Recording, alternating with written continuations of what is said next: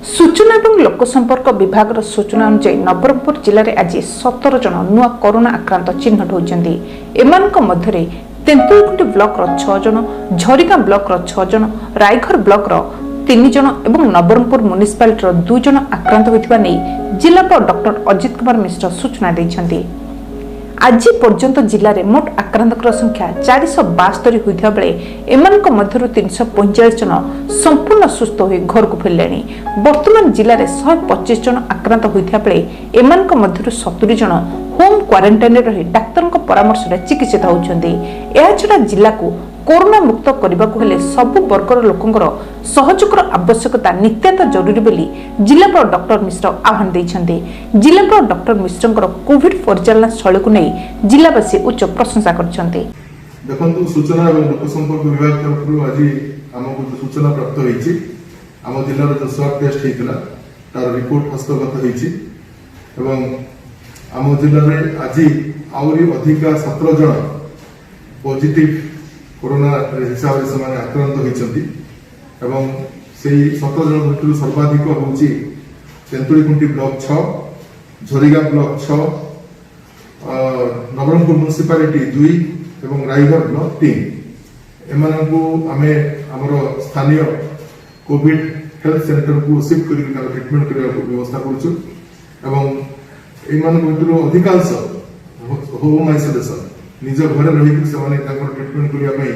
जेहेतु इच्छा प्रकाश कर ट्रिटमेंट कर व्यवस्था करोचु होम आइसोलेशन ये कही रखे आम जिले में आज पर्यंत 472 जन